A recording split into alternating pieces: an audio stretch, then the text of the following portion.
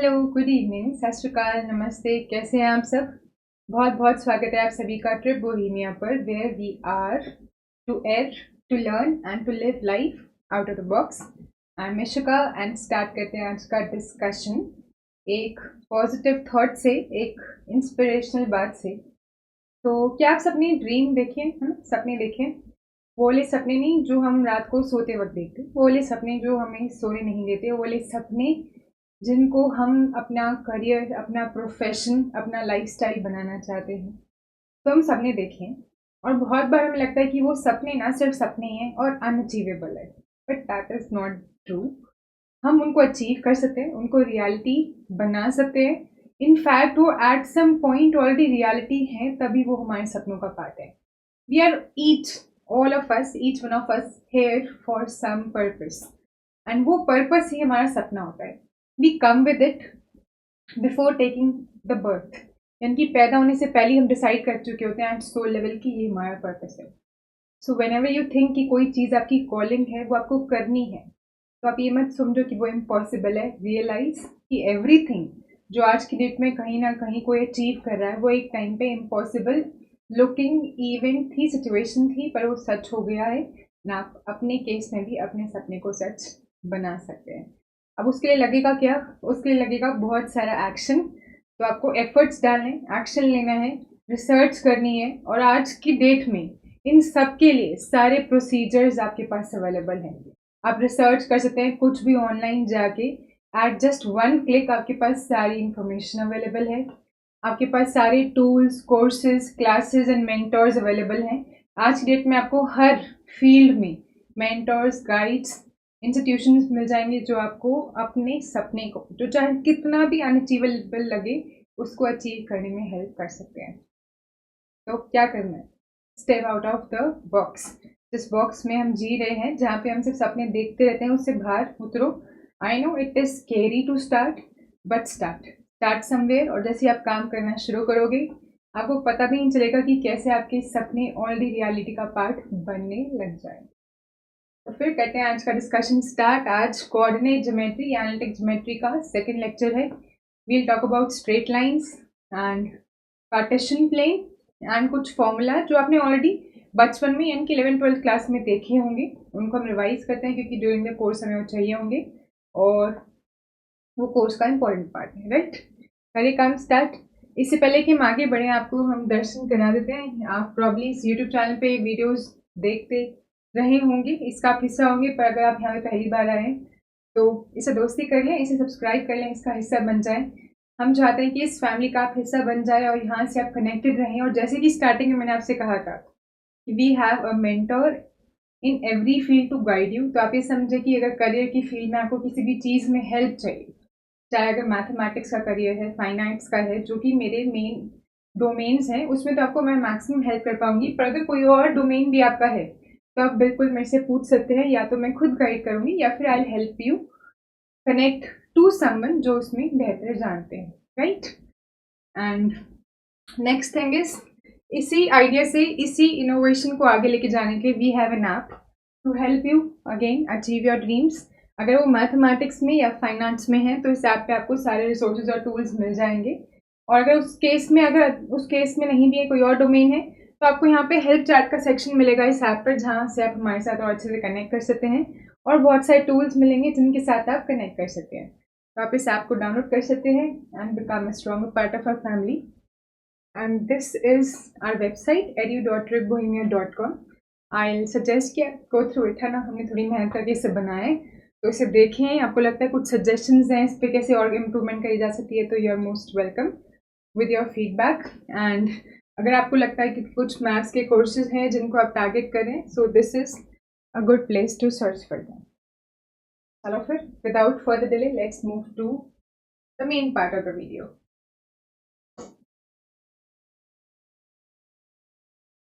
करिए काम स्टार्ट।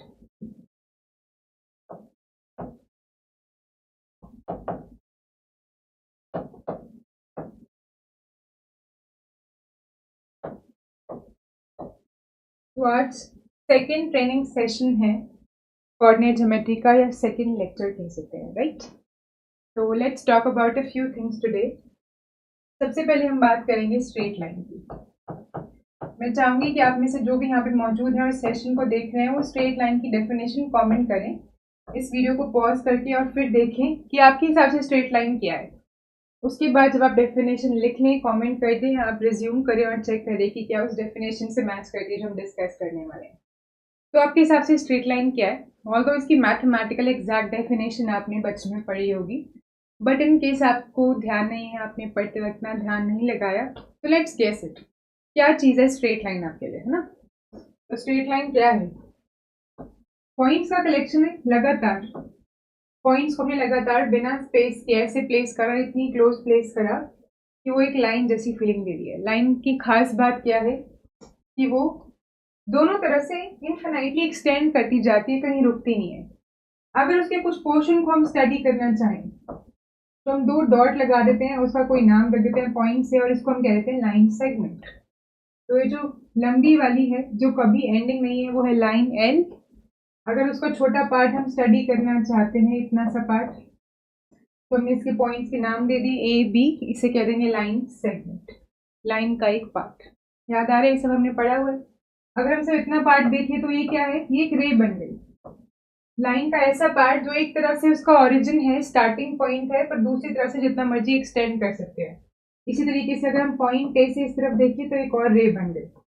यहाँ पे इसका एक ओरिजिन, एक इनिशियल पॉइंट फिक्स्ड है, पर दूसरी तरफ वो इन्फिनाइटली एक्सटेंड कर सकते हैं। तो स्ट्रेट लाइन क्या है? बेसिकली कलेक्शन ऑफ पॉइंट्स इस तरीके से कि वो दोनों तरीके से, दोनों तरफ से डायरेक्शन से एक्सटेंड करते जा सकते हैं, राइट? तो हमने यहाँ पे line L, line segment A B, और रे देखिए। अब रे को कैसे दिखा सकते हैं? लाइन सेगमेंट ए बी को हम ऐसे भी लिख सकते हैं, लाइन को हम ऐसे लिख सकते हैं दिखाने के कि दोनों साइड से एक्सटेंड करिए। ऐसे ही रे को कैसे लिख सकते हैं? आप यहाँ पे कोई पॉइंट लगा सकते हो एक्स या यहाँ पे वाई, और हम कह सकते हैं कि रे बी एक्स, बी से स्टार्ट हो रही है, एक्स की तरफ से एक्सटेंड करती जा सकती है, या फिर ए से स्टार्ट हो रही है और वाई की तरफ एक्सटेंड करती जाए। ठीक है, डेफिनेशन मैंने बोल दिया, आई थिंक वो बहुत ट्रिवियल है, लिखने की जरूरत तो नहीं है। चले आगे। ये बेसिक चीज है, आपको मालूम है, मैं रिकॉल कर लिया।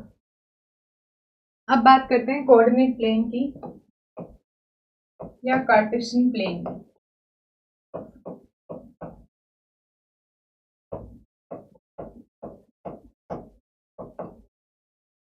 आई थिंक इसको सबसे पहले 10th ग्रेड में, 10th क्लास में आप सबने इसके दर्शन करे होंगे, इसको पढ़ा होगा।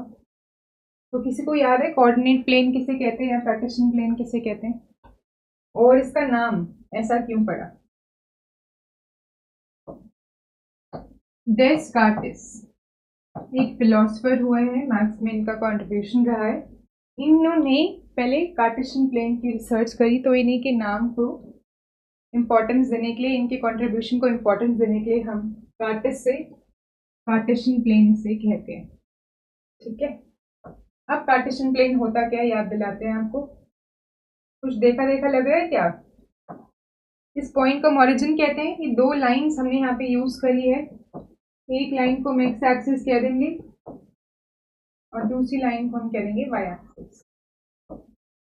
ये एक्स है तो इसको एक्स प्राइम डिनोट कर देते थे, ये वाई है तो वाई प्राइम डिनोट कर देते थे। और यहाँ पे हम कहते हैं कि ये जो एक्स, वो एक्स डैश, ये जो लाइन बन रही है, this is called X axis. और ये जो लाइन बन रही है वर्टिकल वाली, Y O Y prime, this is called Y axis. और एक्स एक्सिस और वाई एक्सिस को टुगेदर मिलाकर कह देते हैं कोऑर्डिनेट एक्सिस। तो इन दोनों को इकट्ठे अगर एक नाम देना चाहें तो हम कह देंगे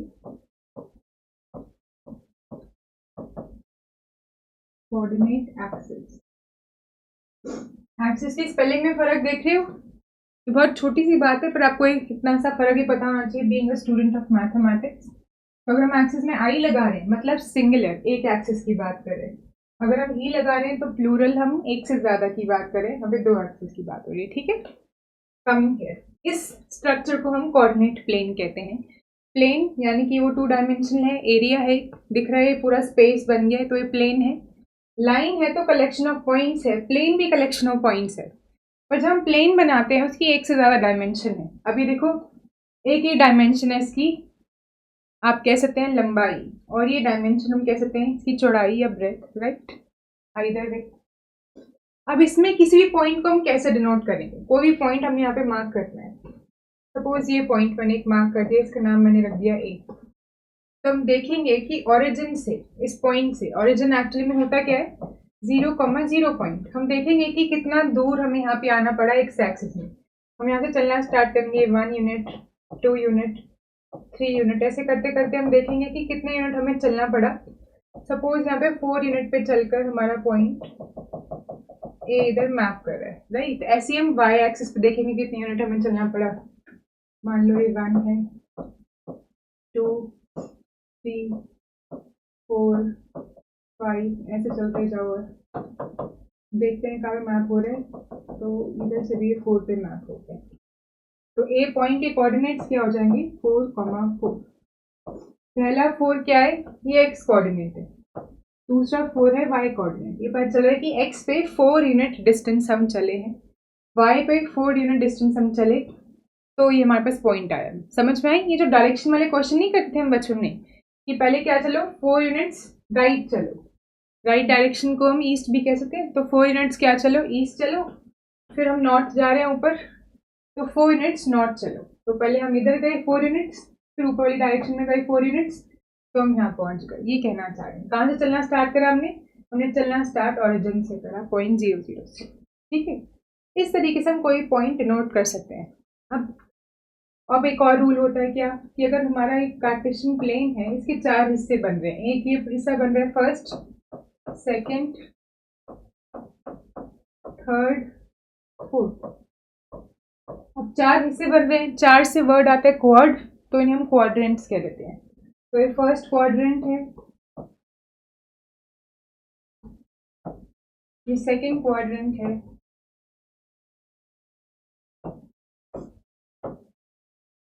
ये थर्ड क्वाड्रेंट है, और ये फोर्थ क्वाड्रेंट है।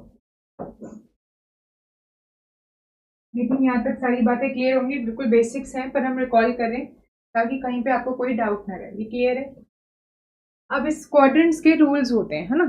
डिस्टेंस कभी नेगेटिव नहीं हो सकता, पर डायरेक्शन दिखाने के लिए हम नेगेटिव साइन यहाँ पे यूज करेंगे। अगर राइट जा रहे हैं तो पॉजिटिव, अगर लेफ्ट जा रहे हैं तो नेगेटिव। इससे पता चलेगा कि हम जाना कहाँ जा रहे हैं, राइट या लेफ्ट जाना चाह रहे हैं। तो लेफ्ट जाएंगे तो यहाँ नेगेटिव आ जाएगा, -1, -2, -3 and so.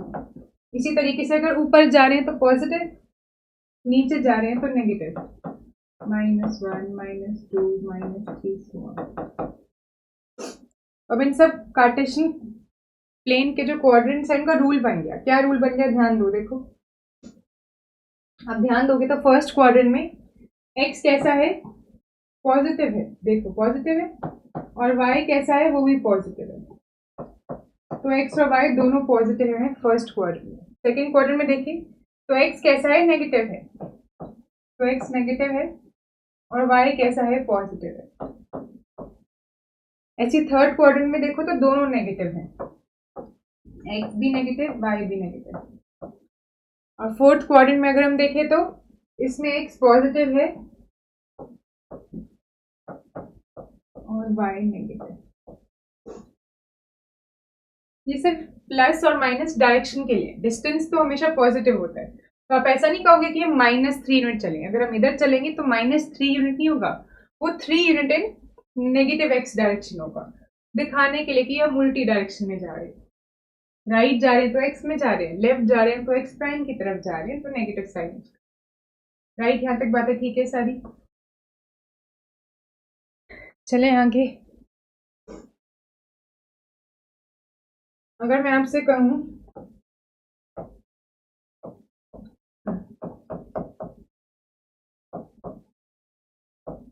find the following points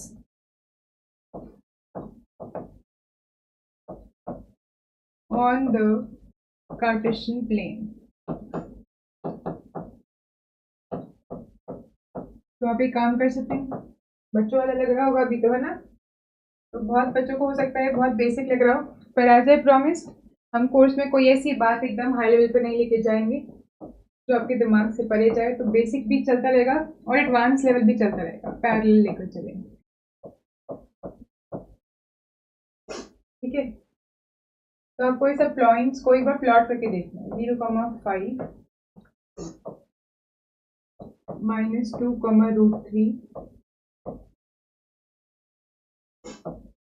-1/2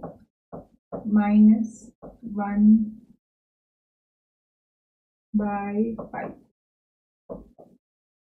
और इधर हम कर देते हैं 6,0। ठीक है, इन पॉइंट्स को प्लॉट करके देखो एक बारी, ताकि बेसिक जानकारी रिवाइज हो जाए। आपको पता है बिल्डिंग कैसे बनाई जाती है? किस किस को पता है, जरा कमेंट करके बताएं। तो जब भी कोई बिल्डिंग बनाई जाती है ना, आपको पता है उसमें सबसे इम्पोर्टेंट चीज क्या होती है? तो किसी भी बिल्डिंग में सबसे इम्पोर्टेंट चीज होती है उसकी फाउंडेशन। और हम जो यहाँ पे सीख रहे हैं ना, वही काम है। हम क्या कर रहे हैं, हम फाउंडेशन ले कर रहे हैं बिल्डिंग की। हमारी बिल्डिंग है एनालिटिक ज्योमेट्री का कोर्स, और उसमें जो भी चीज हम आगे खड़ी करते जाएंगे, आगे कॉन्सेप्ट खड़े करते जाएंगे, उसमें बेसिक्स हमारे स्ट्रॉन्ग होने चाहिए। तो वही हम करने की कोशिश करें। ठीक है, ये हमारा ओरिजिन है,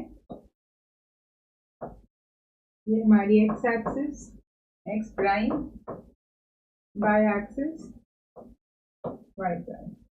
अब इसे प्लॉट करने की कोशिश करो एक पॉइंट्स। आप इसको देख के नजर डाल सकते हो कि आपको कहाँ तक जाना है। अब देखो एक्स एक्सिस में 0 है, -2 है, -1/2 है, 6 है, यानी कि x में सबसे ज्यादा हमें 6 तक जाना है।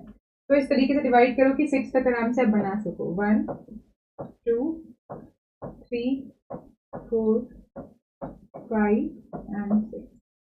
लेफ्ट साइड में भी ऐसे ही आते हैं, -1 -2 -3 -4 -5। लेफ्ट में इससे ज्यादा नेगेटिव की हमें जरूरत नहीं है, यहीं पे रुक जाते हैं। राइट में देखो वाई एक्सिस, वाई में 5 चाहिए होगा, √3 चाहिए होगा, -1/5 0, यानी कि 5 तक चाहिए हाईएस्ट। तो इस तरीके से डिवाइड करो कि हम 5 तक जा पाए। 1 2 3 4 5।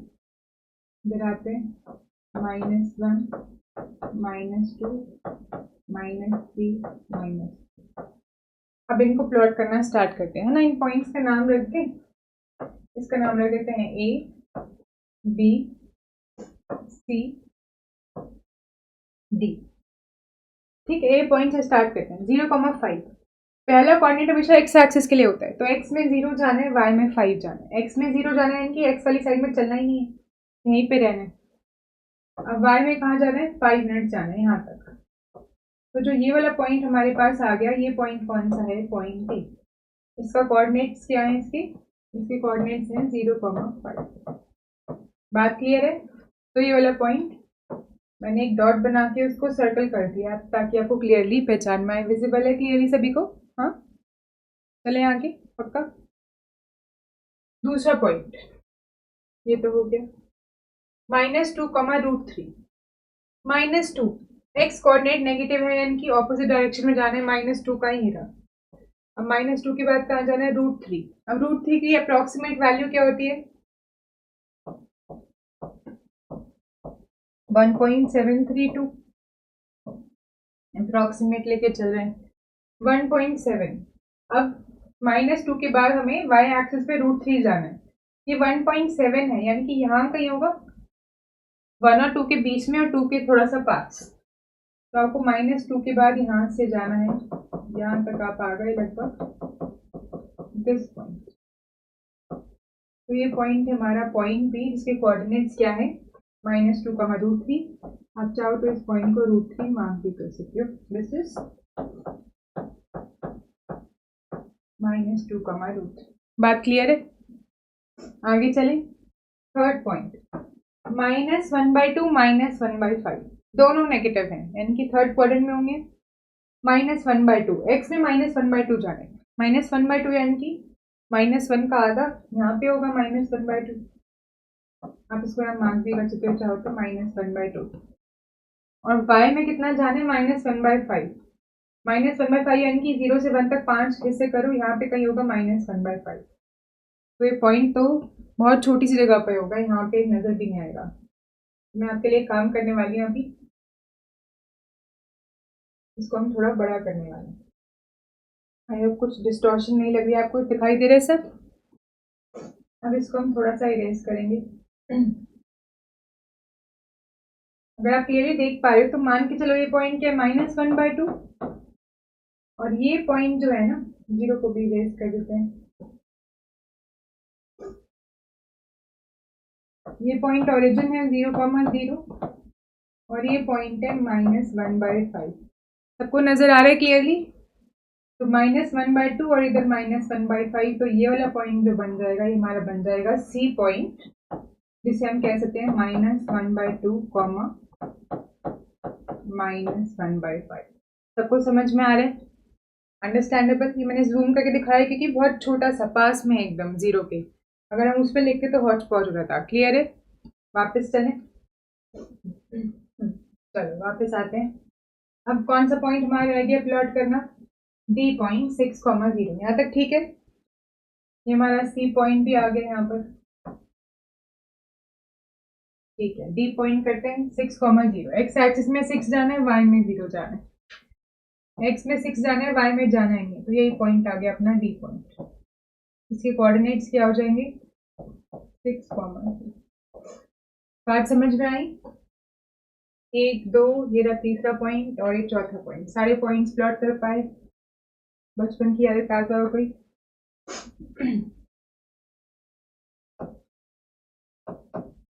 अब बात करते हैं डिस्टेंस फॉर्मूला की।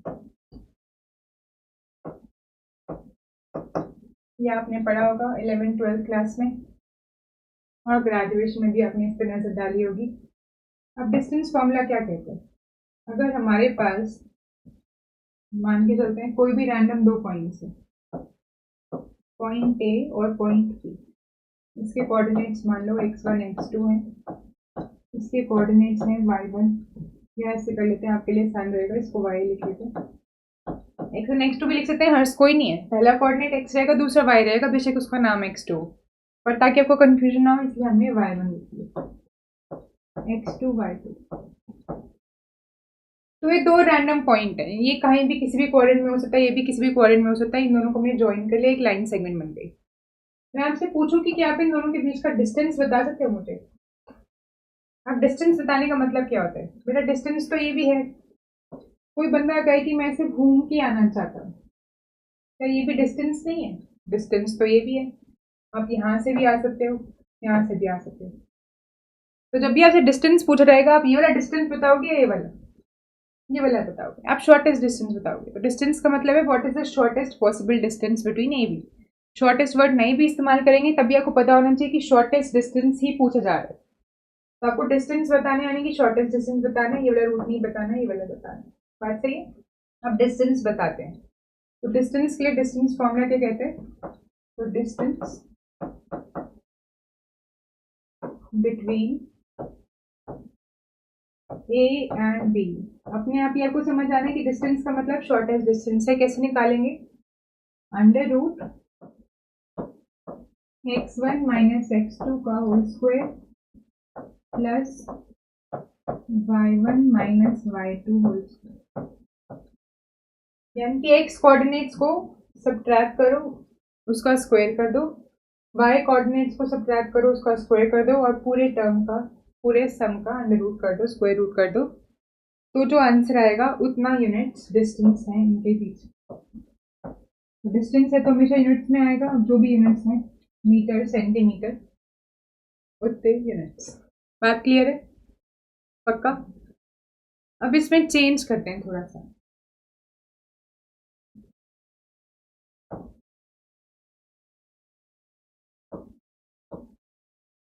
तो अगर हम कार्टेशियन प्लेन पर हैं,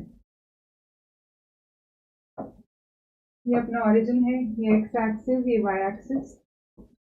अब मैं आपको कहूँ कि ओरिजिन से आपको किसी पॉइंट ए का डिस्टेंस निकालना है। ये पॉइंट कुछ भी हो सकता है, ये किसी भी कोऑर्डिनेट में हो सकता है, यहाँ भी हो सकता था, यहाँ भी, यहाँ भी, उससे फर्क ही नहीं पड़ता, हमें डिस्टेंस निकालना है। तो आपको ये वाला डिस्टेंस निकालना है, ओरिजिन को जो हम ए से ज्वाइन करेंगे, ये डिस्टेंस। तो डिस्टेंस फॉर्मूला ही लगाएंगे फिर से। पर अब की बार देखो, एक पॉइंट तो 0 0 है, एक पॉइंट एक्स वाई है, तो डिस्टेंस ओ से लेके ए तक जो है वो कितना आ जाएगा, under root of X minus 0 whole square plus Y minus 0 whole square. तो क्या आ जाएगा ये, X square plus Y square का अंडर रूट। तो ओरिजिन से डिस्टेंस निकालना और भी आसान है। जिस भी पॉइंट का डिस्टेंस निकाले उसी पॉइंट के इंडिविजुअल कोऑर्डिनेट्स को स्क्वायर करो, सम करो, रूट करो।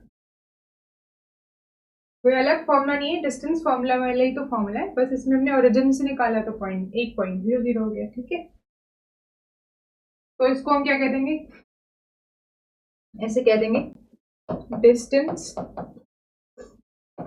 Of point A from the origin. तो ओरिजिन से किसी का भी डिस्टेंस निकालना है तो ऐसे निकालते हैं। पीछे हमने जब करा था तो डिस्टेंस एक पॉइंट से दूसरे पॉइंट का निकाला, फर्क तो कोई नहीं है, वैसे ही आंसर है ना। चलिए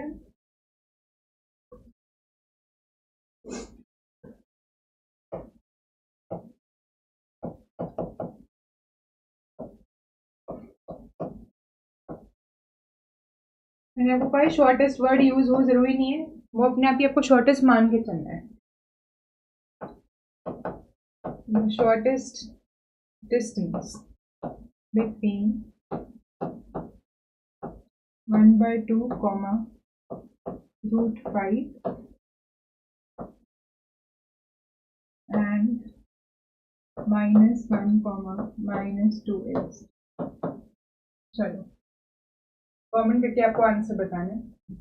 हमने आपको एक ब्लैंक दे दिए, इसकी जगह 4 ऑप्शन भी दे सकते थे, पर ऑप्शन की जरूरत नहीं है, कैलकुलेशन करो। राइट, बताओ आपके पास एग्जाम में हम कौन से एग्जाम्स को टारगेट करें। हम सारे एग्जाम्स जिनको टारगेट करें उसमें या तो एमसीक्यू क्वेश्चन होंगे या एमएसक्यू क्वेश्चन होंगे या न्यूमेरिकल आंसर टाइप क्वेश्चन। इन सबका मतलब क्या होता है, एमसीक्यू मतलब multiple choice question.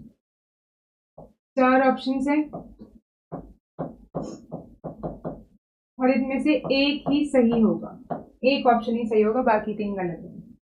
Multiple select का मतलब होता है 4 ऑप्शन हैं, एक भी सही हो सकता है, 2 भी सही हो सकते हैं, 3 भी सही हो सकते हैं, 4 भी सही हो सकते हैं, यानी कि greater than equal to 1 correct. या तो एक सही होगा, 2 होगा, 3 होगा, 4 होगा, ऐसे आपको सारे ऑप्शन को चेक करना पड़ेगा। और न्यूमेरिकल आंसर टाइप का मतलब होता है ब्लैंक्स फिल करना।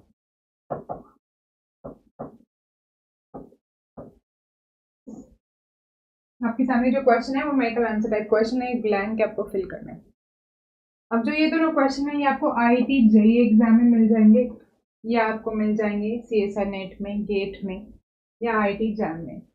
पर जो आप टारगेट करें टीजीटी पीजीटी का एग्जाम, चाहे वो DSSS हो या फिर यूपी टीजीटी पीजीटी हो या राजस्थान का हो या फिर किसी भी और स्टेट का हो, उनके एग्जाम्स में एमसीक्यू क्वेश्चन ही आते हैं। राइट, तो अल्टीमेटली आपके पास जो क्वेश्चन आएगा उसमें आपके पास 4 ऑप्शंस होंगे, आपको एक सिलेक्ट करना होगा, वो सही होगा। अगर आप एमसीक्यू देख रहे हो, एमएसक्यू में 4 ऑप्शंस आपके पास होंगे, इन 4 में से एक भी सही हो सकता है, 2 भी सही हो सकते हैं, 3 भी, 4 भी सही हो सकते हैं, या फिर आपको एक ब्लैंक फिल करना होगा। ठीक है, चलो गिवन क्वेश्चन का आंसर बताओ। करिए सॉल्व। डिस्टेंस फॉर्मूला लगाना, डायरेक्टली आंसर आ जाएगा। तो क्या आंसर आ जाएगा, 1/2 plus 1 whole square plus √5 plus 2 whole square. यहाँ तक पहुंच गए थे। प्लस कैसे हो गया, बीच में माइनस साइन होता है, x one minus x2, minus of minus plus. ठीक है, अब इसको सॉल्व करना है, वही आंसर है। 1/2 प्लस 1 कितना हो जाता है, 3/2। इसका स्क्वायर करेंगे तो 9/4। √5 प्लस 2 का whole square, A plus B का होल स्क्वायर प्रॉपर्टी लगाएंगे, क्या होता है फॉर्मूला,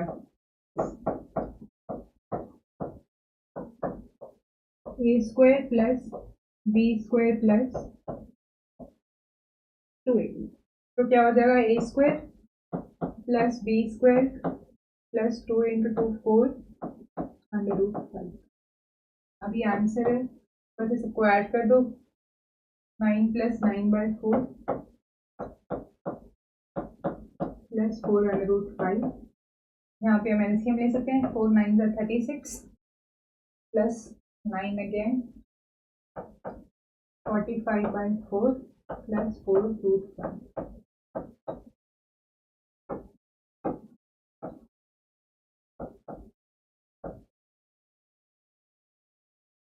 ठीक है बात, तो ये आंसर हमारा आ गया। आपको यहाँ पे न्यूमेरिकल वैल्यू फिल कर देनी है। ठीक है, वहाँ पे या फिर आप √5 की अप्रॉक्सीमेट वैल्यू 2 पॉइंट समथिंग लिखकर इसको डेसिमल भी निकाल सकते हैं। हाँ ठीक है, क्लियर। चलें आगे। तो डिस्टेंस निकालना तो आपको आ गया। अगली इंपॉर्टेंट चीज है पाइथागोरस थ्योरम।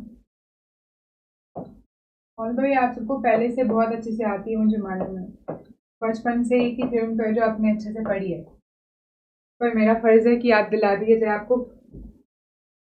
तो अगर हमारे पास कोई राइट ट्राइंगल है, triangle A B C, right triangle मतलब यहाँ पर एंगल जो बन रहा है ए बी और बी सी के बीच में 90 डिग्री का एंगल है, और बाकी दोनों एंगल्स कुछ भी हो सकते हैं। हमारा राइट ट्राइंगल है, तो एक बात इसमें सेटिस्फाई होगी कि perpendicular square plus base square is equal to hypotenuse का whole square. Perpendicular square plus base square is equal to hypotenuse square. ये हम डिस्टेंस की बात कर रहे हैं। तो परपेंडिकुलर का डिस्टेंस ए थी, बी सी बेस और ये हाइपोटेन्यूज। ठीक,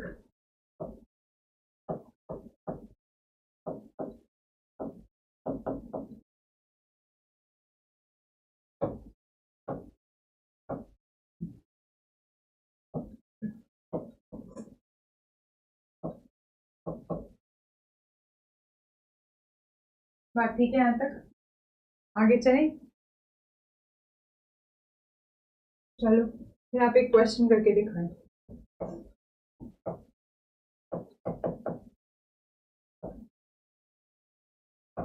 Consider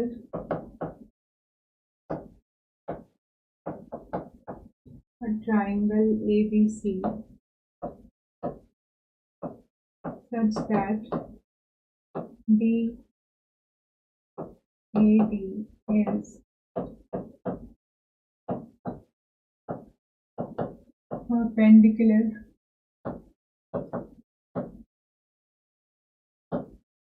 bisector of BC. Then AB squared plus BC squared is equal to, चार ऑप्शन है आपके पास। एग्जाम में आया हुआ क्वेश्चन है, प्रीवियस ईयर क्वेश्चन हम करें, ठीक है ना। आपको बताना है आंसर क्या आएगा। AD स्क्वायर प्लस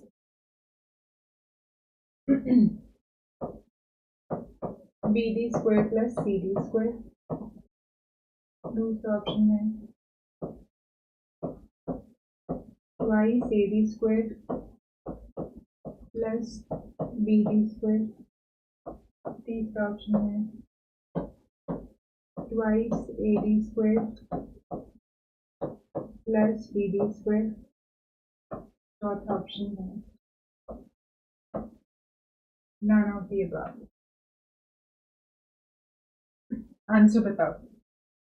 अच्छा क्वेश्चन है, डिफिकल्ट बिल्कुल नहीं है। अभी हमने जो भी चीजें पढ़ी हैं उन सबसे आसानी से क्वेश्चन हो जाएगा। इनफैक्ट सबका भी जरूरत नहीं पड़ेगी, कॉमन सेंस से भी ज्यादा एक क्वेश्चन हो जाएगा। बेसिक मैथ्स लेवल का क्वेश्चन है, प्रीवियस ईयर क्वेश्चन है, एग्जाम में आया हुआ। करने की कोशिश करो, फिर हम डिस्कस करेंगे। आपको क्या करना है, जैसे आपको मैंने स्टार्टिंग में बताया था, दिमाग लगाना है अपना, है ना। यहाँ पे मैं नजर डाल रही हूँ कॉमेंट सेक्शन में। आपको कोशिश करनी है कि आप इसका आंसर करो, पॉज कर लो, वीडियो को सॉल्व करो, कमेंट करके आप सिर्फ ऑप्शन नंबर बता सकते हो, ऑप्शन ए बी या सी या डी, और फिर आप रिज्यूम करके चेक करो कि क्या आपने जिस तरीके से सोचा था वही आंसर आ रहा है। इस तरीके का आपको कॉन्फिडेंस बढ़ेगा। गलत है तो सीखोगे आप, सही है तो आप देखोगे कि क्या आपने जो सोचा था वो मेथड सही था, है ना। अभी हमारे सिर्फ ऑप्शन सही लाना जरूरी नहीं है, मेथड सीखना जरूरी है।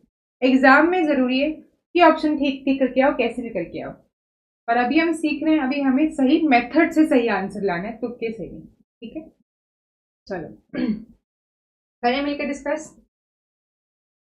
एबीसी ट्राइंगल ड्रॉ करते हैं। सबसे पहले क्या करो, कभी ट्राइंगल ड्रॉ कर लो। तो ए बी सी हमारा ट्राइंगल है, हमें एडी परपेंडिकुलर बाइसेक्टर चाहिए, तो हम इसको थोड़ा अच्छी शेप में ड्रॉ करते हैं।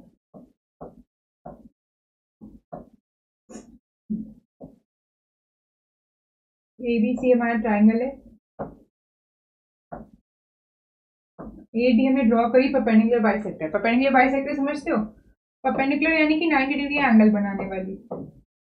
बाइसेक्टर, बाय मतलब टू, सेक्टर मतलब डिवाइड करना, तो यानी कि टू इक्वल पार्ट्स में जो डिवाइड करे,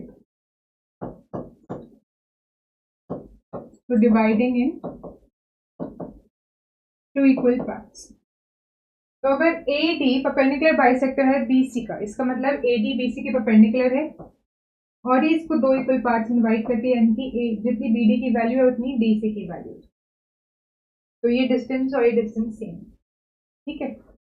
अब ये बोल रहे हैं A B square plus B C square की वैल्यू बताओ। ये बोल रहे हैं इस साइड की लेंथ का स्क्वायर करो, इस साइड की लेंथ का स्क्वायर करो, बताओ उसकी वैल्यू क्या है।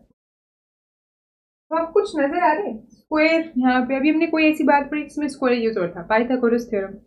90 डिग्री का एंगल भी बन रहा है, अगर ये 90 डिग्री है तो ये भी 90 डिग्री, स्ट्रेट लाइन एंगल, क्योंकि दोनों का सम 180 डिग्री होना चाहिए। Angle on the straight line sum to 180 degree, basic maths 6th class. ये भी एक राइट ट्रायंगल है, ये भी एक राइट ट्रायंगल है, दोनों में पाइथागोरस थ्योरम लगाओ।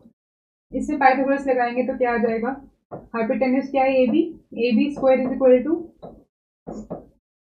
A D square plus B D square. ये ठीक है, हमने पहले ट्राइंगल में पाइथागोरस थ्योरम लगाई। अब दूसरे ट्राइंगल में ए बी सी में पाइथागोरस लगाओ फिर से, तो क्या आ जाएगा, ए सी हाइपोटेन्यूज है, A C square is equal to A D square plus B C square. यहाँ तक ठीक है। अब हमें क्या चाहिए, नजर डालो, हमें a B square plus B C square चाहिए। लेफ्ट हैंड साइड में जो दो टर्म उनका सम चाहिए, तो दोनों इक्वेशन को ऐड कर दो। इक्वेशन ऐड करना सबको आता है, तो LHS में जुड़ जाएगा, RHS में जुड़ जाएगा। क्या आ जाएगा यहाँ पे हमारे पास, A B square plus A C square is equal to A D square plus A D square plus B D square plus B C square. यहाँ तक ठीक है। तो ये आंसर में हमें नजर आना चाहिए। एग्जैक्टली तो कहीं नजर नहीं आ रहा, तो इसको सिंप्लीफाई करते हैं। A D square plus A D square को ट्वाइस ए डी स्क्वायर लिख सकते हैं, तो मैं इसको भी यहाँ पे लिख देती हूँ ऊपर। मैं सिर्फ राइट हैंड साइड लिख रही हूँ, ठीक है। और b D square plus d c square, हमें मालूम है बी डी और डी सी बराबर है, तो इसको ट्वाइस बी डी स्क्वायर भी लिख सकते हैं, ट्वाइस डी सी स्क्वायर भी लिख सकते हैं। तो ट्वाइस बी डी स्क्वायर लिख के देख लेते हैं, टू कॉमन आ गए, ये हो गया twice a D square plus B D square. नजर डालो, कोई ऑप्शन में नजर आ रहे, सी ऑप्शन सही है, बाकी सब सही नहीं। तो सी ऑप्शन करेक्ट आंसर है, आप उसको एग्जाम में सेलेक्ट कर लो। राइट, आजकल आपके सारे एग्जाम सीबीटी होते हैं। सीबीटी मतलब कंप्यूटर बेस्ड टेस्ट, यानी कि आपको ओएमआर शीट पे सर्कल नहीं भरना, आपको बस एग्जाम में सेलेक्ट कर लेना है। काम आसान है, स्क्रीन पे आपको इस ऑप्शन को सिलेक्ट कर लेना है, वो खुद ही फिल हो जाएगा। सेव करना है and then move to next करना है। आंसर को हमेशा सेव करो और फिर अगले पे चलो। राइट, क्लियर है यहाँ तक सारी बात, कोई दिक्कत तो नहीं? बहुत अच्छी बात है। तो यहाँ पे विश्राम देते हैं और नेक्स्ट सेशन में यहीं से, जहाँ पे हम एंड करें, यहीं से कंटिन्यू करेंगे डिस्कशन और कोऑर्डिनेट ज्योमेट्री के कोर्स को आगे लेकर जाएंगे। जैसे कि हमने सेशन की स्टार्टिंग में आपसे इंट्रोड्यूस करा था कि हमारे पास आपके लिए बहुत कुछ है जिससे आप अपने लाइफ के चॉइसेस कर सकते हैं, लाइफ में फर्स्ट स्टेप ले सकते हैं अपने ड्रीम्स की तरफ आगे बढ़ने के लिए। So we have an app, एक ऐप है जहाँ पे आप डाउनलोड कर सकते हैं, इसको रजिस्टर कर सकते हैं, हमारे साथ कनेक्ट कर सकते हैं, हेल्प चैट के थ्रू कम्युनिकेशन कर सकते हैं, डाउट्स क्लियर कर सकते हैं, काउंसलिंग करवा सकते हैं, मतलब you can get to know better about what you are looking forward to. And we have a website जहाँ पे आपके लिए फुल कोर्सेज अवेलेबल हैं। अगर मैथ्स आपकी जर्नी का पार्ट है तो मैथ्स के जितने भी एंट्रेंस एग्जाम है उनके सभी के फुल कोर्सेज अवेलेबल हैं, चाहे आईटी चाहे मैथ्स हो। जो बीएससी करने के बाद आप एमएससी में एडमिशन लेने के लिए एंट्रेंस एग्जाम होता है, चाहे वो सीएसआई यूजीसी नेट मैथ्स हो या लेक्चररशिप के लिए या पीएचडी मैथ्स में जाने के लिए एंट्रेंस एग्जाम होता है। गेट मैथमेटिक्स इसका और उसका रोल सेम होता है। आईएसआई इंडियन स्टैटिस्टिकल इंस्टीट्यूट, बहुत सारे इंस्टीट्यूट्स अलग अलग हैं, वो अपने अलग से एंट्रेंस एग्जाम भी ऑर्गेनाइज करते हैं। तो अगर आपको इसमें या तो मास्टर्स में एडमिशन लेना है, बैचलर्स में लेना है, एम मैथ्स यानी कि मास्टर्स के लिए एंट्रेंस, बी मैथ्स मतलब बैचलर्स के लिए, तो आपके लिए फुल कोर्स है। अगर आपको बीएससी या एमएससी के जो डिग्री कोर्सेज हैं, जो आपकी डिग्री चल रही है, सेमेस्टर वाइज एग्जाम्स है, उसके कोर्सेज में हेल्प चाहिए तो फुल कोर्सेज अवेलेबल हैं। CUET जो कॉमन यूनिवर्सिटी एंट्रेंस टेस्ट है जो अभी स्टार्ट हुआ है, अगर आपको दिल्ली यूनिवर्सिटी में एडमिशन लेना है या आपको 10th क्लास के बाद 12th क्लास के बाद किसी भी यूनिवर्सिटी में एडमिशन लेना है और आप चाहते हैं कि आप किसी कोर्स में एनरोल करें तो आपको एक एंट्रेंस एग्ज़ाम देना पड़ेगा, सभी के लिए ज़रूरी है। तो CUET के लिए एग्ज़ाम, अगर आप रिक्रूटमेंट एग्ज़ाम्स देना चाहते हैं, अगर आप ग्रेजुएशन कर चुके हैं, बीएड कर चुके हैं मैथमेटिक्स में और आपको मैथ्स में आगे टीचिंग में जाना है गवर्नमेंट लेवल पे, तो मैथमेटिक्स वाला पार्ट कवर करेंगे हम इन कोर्सेज में। टीजीटी, पीजीटी या जितने भी और KBS, टेट जो टीचिंग के लिए हमारे बेसिक प्रोफिशिएंसी टेस्ट होते हैं, CTET जैसे कि, या IELTS and so on, SSC, CHSL, DSSS, भी सब रिक्रूटमेंट एग्जाम्स हैं। UPSC में अगर आप मैथ्स ऑप्शनल सिलेक्ट करते हैं तो उसके लिए फुल कोर्स। एंड ये सब्जेक्ट वाइज कोर्सेज हैं। अगर आपको सिर्फ अप्लाइड मैथमेटिक्स को रिवाइज करना है किसी भी रीज़न से, चाहे कोई एंट्रेंस के लिए, चाहे अपनी यूनिवर्सिटी के लिए, या सिर्फ प्योर मैथमेटिक्स को या सब्जेक्ट वाइज कोर्सेज को, सिर्फ लीनियर अलजेब्रा, सिर्फ लीनियर आंसर्स, कोई एक सब्जेक्ट आपको मास्टर करना है या कॉम्बो कोर्सेज सो ऑन, ये सब मैथमेटिक्स के कोर्सेज अवेलेबल हैं जिनका आप हिस्सा बन सकते हैं। और ये अपना यूट्यूब चैनल है जिस पर अभी आप होंगे प्रॉब्ली, तो यहाँ पे आते रहें, जुड़ जाएं इसके साथ और बहुत सारा सीखते रहें। All the very best for your dreams, for your goals, for your targets. That's all for this session. Trip Bohemia is signing off. I'm Ashika, and let's meet again in the next session. कोई भी doubts हैं तो comment section is all yours. Tata.